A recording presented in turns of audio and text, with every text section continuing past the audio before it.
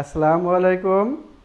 সুপ্রিয় শিক্ষার্থী, সম্মানিত অভিভাবকবৃন্দ, আমার শ্রদ্ধাভাজন শিক্ষক শিক্ষিকা মণ্ডলী, সকলকে শুভেচ্ছা অভিনন্দন জানাচ্ছি। আমি মোহাম্মদ রেজাউল করিম, সহকারী শিক্ষক গণিত, কুষ্ণা মাধ্যমিক বিদ্যালয় কোটচাঁদপুর, ঝিনাইদহ।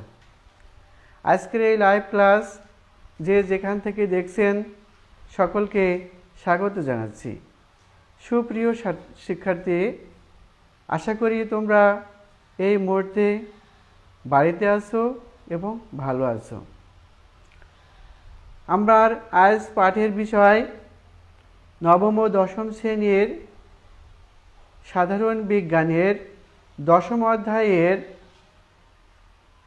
প্রথম পর্ব নিয়ে, আর এই প্রথম পর্বে শিক্ষণফল হিসাবে যেটা থাকছে তা হচ্ছে ধাক্কা ও টানা বল কি তা ব্যাখ্যা করতে পারবে, জড়তা কি তা ব্যাখ্যা করতে পারবে, নিউটনের গতিসূত্র ব্যাখ্যা করতে পারবে এবং নিউটনের দ্বিতীয় গতিসূত্রের প্রতিপাদন করতে পারবে।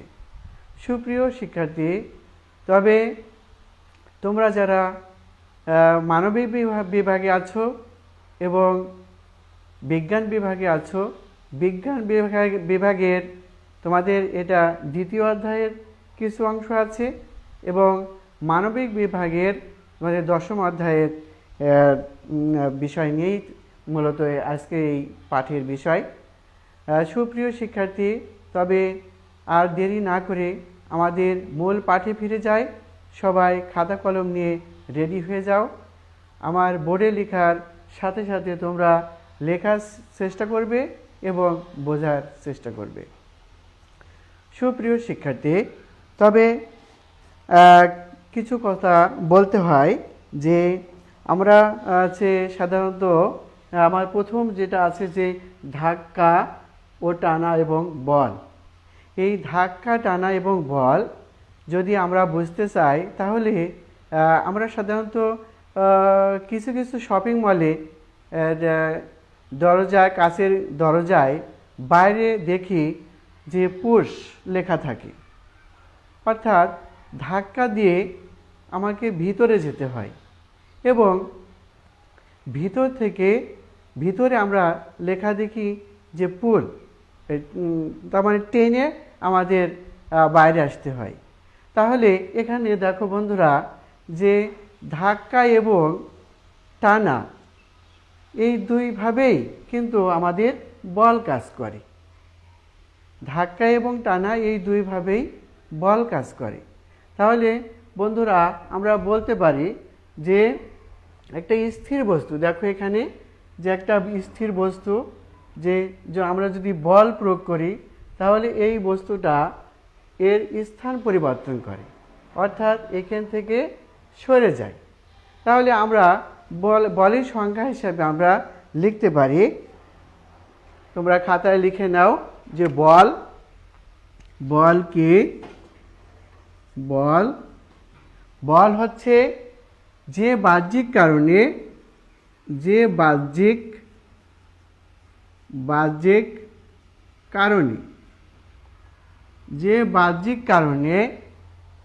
স্থির বস্তু বা গতিশীল বস্তু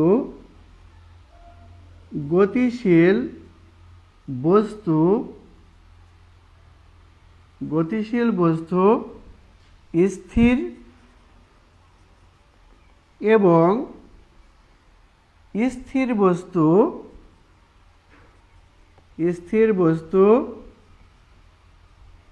গতিশীল হয় তাকে বল বলে।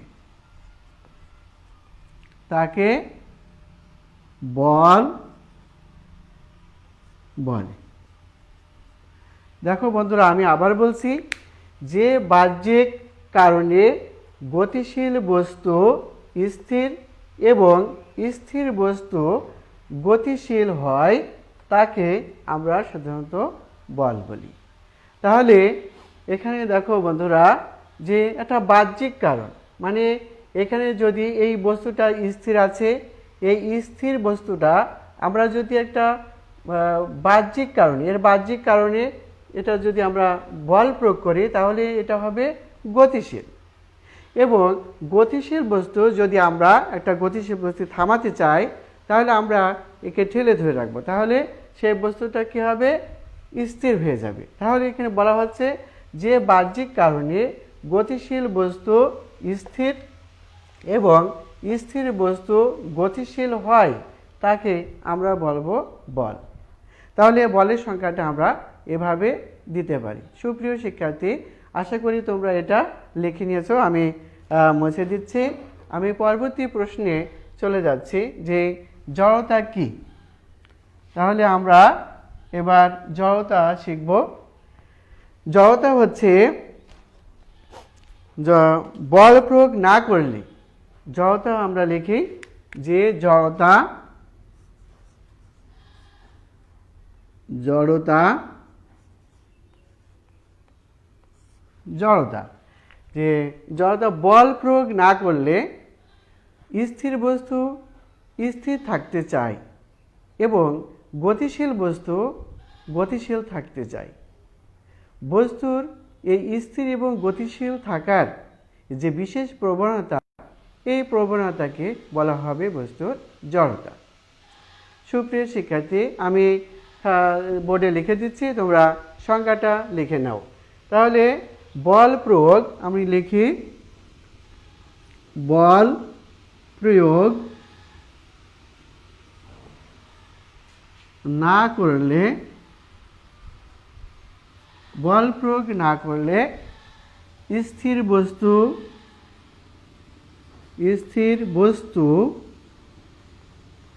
স্থির থাকতে চায়, স্থির থাকতে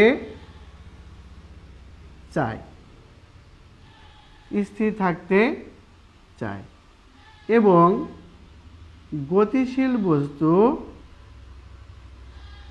গতিশীল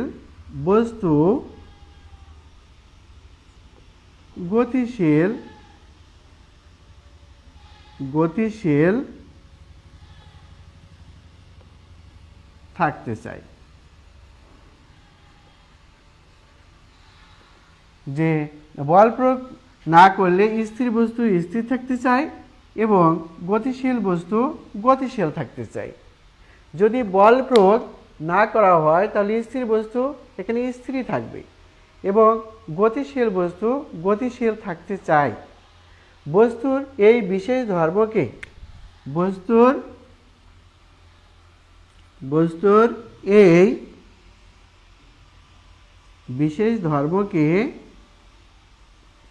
বিশেষ ধর্মকে জড়তা বলে, জড়তা বলে। সুপ্রিয় শিক্ষার্থী, আমি আবারও বলছি, দেখো যে বল প্রয়োগ না করলে স্থির বস্তু স্থির থাকতে চায় এবং গতিশীল বস্তু গতিশীল থাকতে চায়। বস্তুর এই বিশেষ ধর্মকে জড়তা বলে। সুপ্রিয় শিক্ষার্থী, আশা করি তোমরা এটা বুঝতে পেরেছো। আমি মুছে দিচ্ছি এবং পরবর্তী প্রশ্নে চলে যাচ্ছি। তবে আরেকটা জিনিস বলি যে এই জড়তার সাথে আবার দুই ভাগে ভাগ করা যায়। এটা হচ্ছে স্থিতি জড়তা এবং একটি গতি জড়তা। একটা স্থির জড়তা এবং আরেকটি হচ্ছে গতি জড়তা।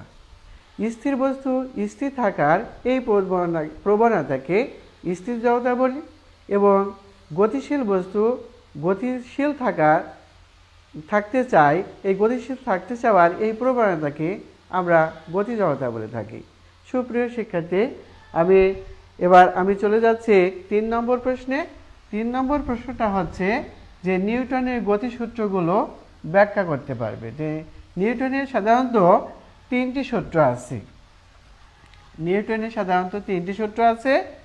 এই 3টি সূত্র নিউটনের সাধারণত 3টি সূত্র আছে, গতিসূত্র 3টি সূত্র আছে। যে বল প্রয়োগ না, প্রথম সূত্রটা হচ্ছে, আমি লিখে দিচ্ছি, প্রথম সূত্র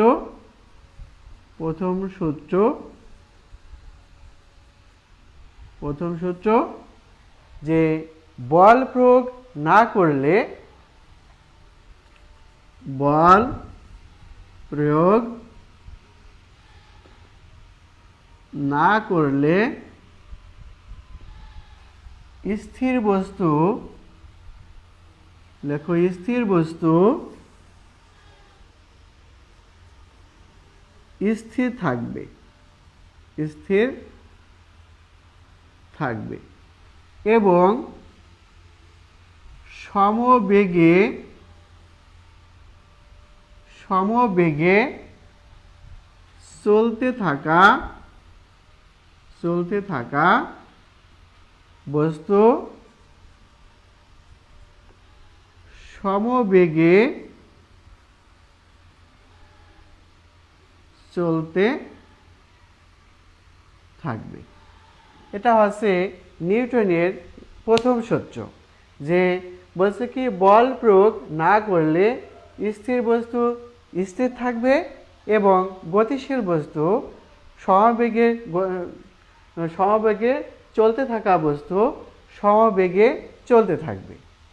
সাধারণত আমরা দেখি যে কাঁচের গ্লাসের ভিতরে যদি একটা বল বা লাটিম যাই বলো না কেন, আমরা যদি কাঁচের কোনো জারের ভিতরে আমরা যদি ঘুরিয়ে দিই, যেখানে কোনো বাধা থাকবে না, শুধু বায়ুশূন্য করতে হবে, বায়ুশূন্য করে আমরা কি করব, ওই লাটিমটাকে আমরা ঘোরাই দেব।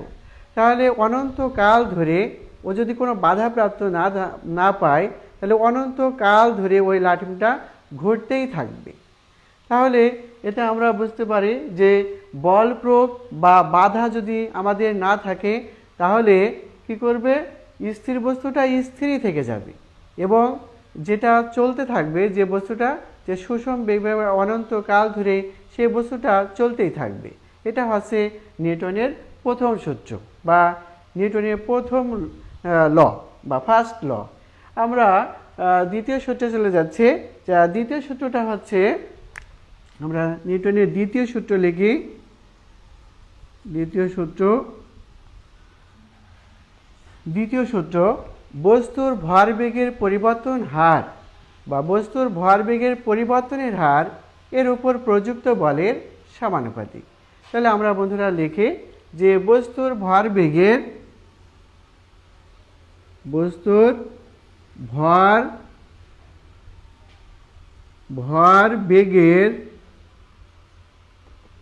পরিবর্তনের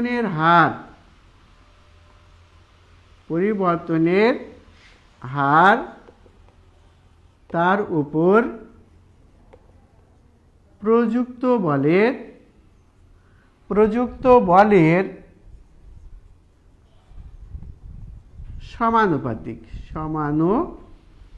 সমানুপাতিক।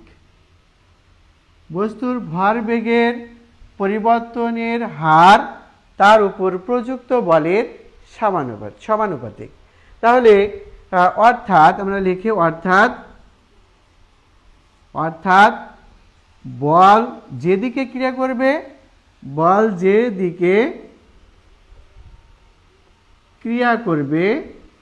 ক্রিয়া করবে ভরবেগের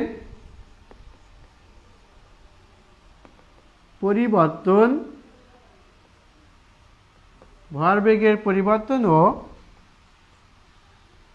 সেই দিকেই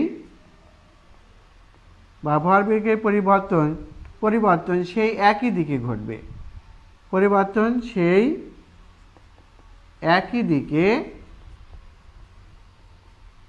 দিকে ঘটবে। বস্তুর ভরবেগের পরিবর্তনের হার তার উপর প্রযুক্ত বলের সমানুপাতিক। অর্থাৎ বল যেদিকে ক্রিয়া করবে ভরবেগের পরিবর্তন সেই একই দিকে ঘটবে। এটা নিউটনের দ্বিতীয় সূত্র। আমরা তৃতীয় সূত্র যাচ্ছে, যে তৃতীয় সূত্রটা লিখে, তৃতীয় সূত্র হচ্ছে প্রত্যেক ক্রিয়ারই, আমরা লিখি বন্ধুরা, লেখো যে তৃতীয় সূত্র যে প্রত্যেক ক্রিয়ারই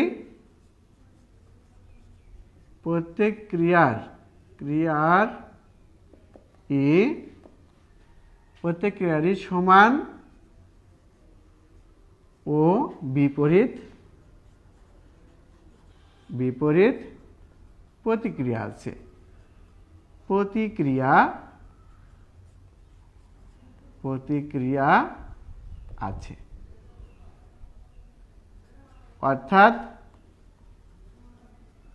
অর্থাৎ ক্রিয়া সমান প্রতিক্রিয়া।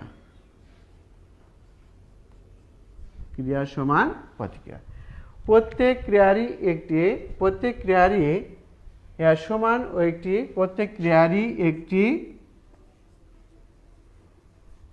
সমান ও বিপরীত প্রতিক্রিয়া আছে, অর্থাৎ ক্রিয়া সমান প্রতিক্রিয়া। আমি যদি কোনো একটা বলকে যদি ওয়ালে ছুঁড়ে মারি, তাহলে বন্ধুরা দেখি যে বলটা ঠিক একইভাবে আমার দিকে চলে আসে। অর্থাৎ আমি বল দিয়ে যদি ওয়ালকে আঘাত করি, তাহলে ওয়ালও ঠিক একই পরিমাণে ওই বলের উপরে চাপ প্রয়োগ করবে, তারপরেই বলটা আমার দিকে ছুঁড়ে আসে। তাহলে এ থেকে বোঝা যায় যে প্রত্যেক ক্রিয়ারই একটি সমান ও বিপরীত প্রতিক্রিয়া আছে। এটা নিউটনের থার্ড ল। সুপ্রিয় শিক্ষার্থী, এখন আমরা যাব যে নিউটনের দ্বিতীয় সূত্রটি প্রতিপাদন করব। আমরা নিউটনের দ্বিতীয় সূত্র কি বলা হয়েছিল? যে নিউটনের দ্বিতীয় সূত্রে বলা হয়েছিল যে বস্তুর ভরবেগের পরিবর্তনের হার এর উপর প্রযুক্ত বলের সমানুপাতিক। তা প্রযুক্ত বলের বস্তু ভরবেগের পরিবর্তনের হার এর উপর বা তার উপর প্রযুক্ত বলের সমানুপাতিক। এটা আমরা এখন প্রতিপাদন করব। আমরা এর আগে লিখেছি নিউটনের দ্বিতীয় সূত্রে, আমরা এখন সেটা প্রতিপাদন করব। যে ধরা যাক কোনো বস্তুর m ভর বিশিষ্ট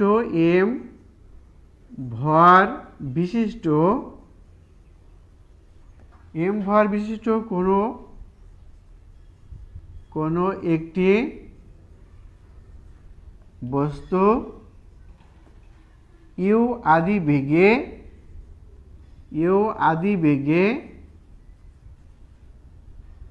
বেগে t সময় পরে v বেগ প্রাপ্ত হলো। t সময় পরে ভরবেগের পরিবর্তন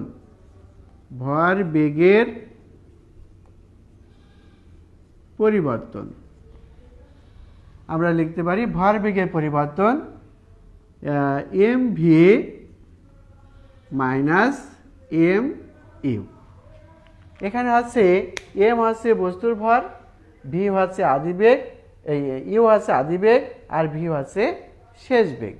তাহলে ভরবেগের পরিবর্তন আমরা লিখব যে mv মাইনাস mu। এবার t সময় পরে লিখি t সময় পরে ভরবেগের পরিবর্তনের হার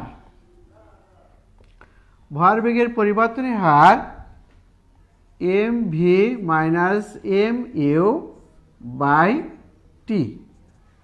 ভরবেগের পরিবর্তনের হার যখন আমরা বের করব, তখন সময় দেখে ভাগ করতে হবে, তাহলে ভরবেগের পরিবর্তনের হার পাওয়া যাবে। এখানে আমরা m যদি কমন নেই, m কমন নিলে v minus u by t। এখানে v minus u by t এটা ত্বরণ। এখানে আমাদের ত্বরণ এর মান। ত্বরণ কাকে বলে? ত্বরণটা কোনো বস্তুর বেগ বৃদ্ধির হারকে ত্বরণ বলে।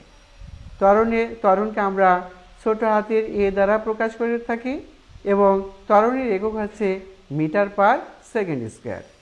তাহলে আমরা বলছি যে কোনো বস্তুর ভরবেগের পরিবর্তনের হার, কোনো বস্তুর বেগ বৃদ্ধির হারকে আমরা বলি ত্বরণ।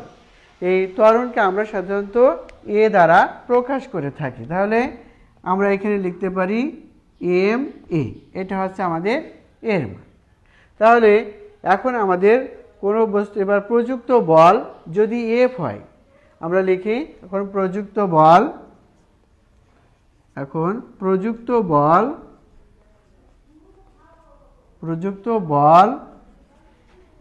এফ হলে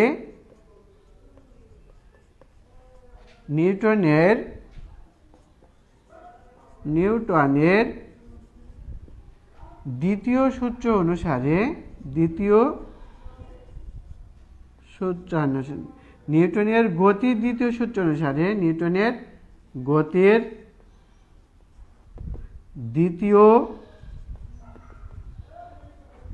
সূত্রানুসারে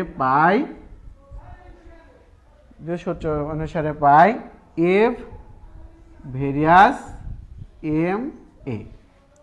অর্থাৎ কোনো বস্তুর উপর প্রযুক্ত বল, বস্তুর ভরবেগের পরিবর্তনের হার, এটা আমাদের ভরবেগের পরিবর্তন, এই ভরবেগের পরিবর্তনের হার প্রযুক্ত বলের সমানুপাতিক। আমাদের প্রযুক্ত বলের সমানুপাতিক, ভরবেগের পরিবর্তনের হারটা হবে প্রযুক্ত বলের সমানুপাতিক। তাহলে অর্থাৎ আমরা লিখতে পারি এফ ভেরিয়াস এম এ। তাহলে এফ ভেরিয়াস এম এ আমরা এখানে একটা কে ধরে নেব। তাহলে এফ সমান কে এম এ। এখানে কে একটি সমানুপাতিক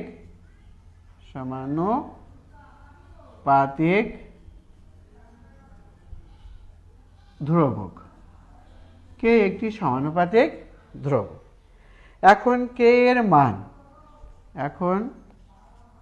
কে এর সমানুপাতিক কে এর মান সমানুপাতিক কে এর মান 1 ধরলে লেখা যায় এফ সমান 1 গুণ এম এ সমান এম এ। অতএব এফ সমান এম। এটাই হচ্ছে আমাদের নিউটনের দ্বিতীয় গতিসূত্রের প্রতিপাদন। তাহলে আমি আবার বলছি, দেখো যে ধরা যাক এম ভর বিশিষ্ট কোনো একটি বস্তু ইউ আদি বেগে টি সময় পরে ভি বেগ প্রাপ্ত হলো। তাহলে ভি বেগ প্রাপ্ত হলো, তাহলে টি সময় পরে ভর বেগের পরিবর্তন, টি সময় পরে আমাদের ভর বেগের পরিবর্তনটা কত, তার মানে আমরা ওখানে বিয়োগ করব। মানে শেষ ভরবেগ থেকে আমরা প্রথম ভরবেগ হচ্ছে বিয়োগ করব। তাহলে শেষ ভরবেগ হচ্ছে আমাদের এম ভি এবং প্রথম ভরবেগ ছিল আমাদের এম ইউ। তাহলে এটা আমরা বিয়োগ করব এবং টি সময় পরে ভরবেগের পরিবর্তনের হার, যে টি সময় ধরে আমাদের যে ভরবেগের পরিবর্তন হয়েছিল, তাহলে টি দিয়ে আমাদের সময় দিয়ে আমরা যদি ভাগ করি তাহলে পরিবর্তনের হারটা পাবো। তা পরিবর্তনের হার আমরা লিখতে পারি M V minus M U by T. আমরা এম যদি কমন নিই, এম কমন নিলে আমরা V minus U by T পাই। V minus U by T এটা হচ্ছে আমাদের ত্বরণ। যে কোনো বস্তুর বেগ বৃদ্ধির হারকে, একক সময়ে কোনো বস্তুর বেগ বৃদ্ধির হারকে আমরা ত্বরণ বলে থাকি। এই ত্বরণকে আমরা এ দ্বারা প্রকাশ করি এবং তাহলে এ দ্বারা যদি প্রকাশ করা হয় তাহলে আমরা এখানে পাই কি এম, আর এখানে পাই হচ্ছে এ। ভি মাইনাস ইউ বাই টি এর মান হচ্ছে এ, তাহলে এম এ। এবার এখন প্রযুক্ত বল এফ হলে নিউটনের গতির দ্বিতীয় সূত্র অনুসারে আমরা পাই যে, আমরা জানি যে নিউটনের গতির দ্বিতীয় সূত্রটা হচ্ছে ভরবেগের বস্তুর ভরবেগের পরিবর্তনের হার এর উপর প্রযুক্ত বলের সমানুপাতিক। তাহলে আমরা লিখতে পারি যে প্রযুক্ত বল যদি এফ হয়, বস্তুর ভরবেগের পরিবর্তনের হার হচ্ছে এম এ, তাহলে বস্তুর ভরবেগের পরিবর্তনের হার প্রযুক্ত বলের সমানুপাতিক। তাহলে এফ ভেরিয়াস আমরা লিখতে পারি এম বা এফ সমানুপাতিক এম। এবার আমরা এখানে বাচনি এফ সমান, এই সমানুপাতিক যখন আমরা ধ্রুবপদকে ধরে নেব তখন সমানুপাতিক চিহ্নটা উঠে যে সমান সমান চিহ্ন আসে, এবং সমান বা কে যখন আমরা উঠে দেব তখন সমান সমান চিহ্ন উঠে গেলে এর পরিবর্তে আমাদের ভেরিয়াস চিহ্ন দিতে হয়, সমানুপাতিক চিহ্ন দিতে হয়। তাহলে আমরা কে সমানুপাতিক, এখানে কে আমরা মান বসাবো। আমরা সমানুপাতিকের মান কে এর মান 1 যদি আমরা লিখি তাহলে আমরা লিখতে পারি যে এফ সমান 1 গুণ এম এ, অর্থাৎ এম এ, এফ সমান সমান এম এ। এটা হচ্ছে আমাদের নিউটনের দ্বিতীয় গতিসূত্রের প্রতিপাদন। সুপ্রিয় শিক্ষার্থী, এখন এই যে এফ সমান সমান এম এ, এই সূত্র দিয়ে আমাদের সাধারণত এই অধ্যায়ের গণিতের সমস্যার সমাধান করতে হয়। পরবর্তী ক্লাসে তোমাদের এই সূত্র দিয়ে আমি তোমাদের যে গাণিতিক যে সমস্যা আছে এই সমস্যাগুলো করার চেষ্টা করব। সুপ্রিয় শিক্ষার্থী, তোমরা এগুলো আমাদের হচ্ছে আয়ত্ত করতে হবে। অধ্যায়ের সূত্রগুলো আছে, তাহলে আমরা এগুলো আমরা আয়ত্ত করব। যে বল কি, বলের সংজ্ঞাটা, যে তাহলে আছে জড়তা কি, নিউটনের গতিসূত্র যে 3টা আছে সেই সূত্রগুলো জানতে হবে। নিউটনের দ্বিতীয় গতিসূত্রের প্রতিপাদন, এই সূত্রটা আমাদের জানতে হবে কিভাবে করতে হয়। এই সূত্র, দ্বিতীয় সূত্র দিয়ে ব্যবহার করে কিভাবে সমস্যার সমাধান করতে হয়, এগুলো আমাদের এই অধ্যায় থেকে আমাদের জানতে হবে। তবে প্রায় দেখা যায় যে এই দ্বিতীয় সূত্র দিয়ে আমাদের সমস্যা আছে, গাণিতিক সমস্যা প্রায় পরীক্ষায় আসে, আমাদের এই বিষয়ে খেয়াল করতে হবে। সুপ্রিয় শিক্ষার্থী, আজকে আর বেশি ক্লাস নিতে চাচ্ছি না, তোমরা ভালো থাকবে। আজকে এখানে এই পর্যন্ত শেষ করছি। তোমরা ভালো থাকবে, আমার জন্য দোয়া করবে। আমি যেন আগামী পর্বে তোমাদের সাথে সুস্থ শরীরে আবার ক্লাস নিতে পারি, এই বলে আমি আমার সংক্ষিপ্ত আলোচনা এখানে শেষ করছি। সবাইকে ধন্যবাদ জানাচ্ছি এবং পরিশেষে সবাইকে আবারও আমার সালাম জানাচ্ছি। আসসালামু আলাইকুম আ রহমতুল্লাহ, এ বলে এখানে শেষ করছি। আল্লাহ হাফেজ।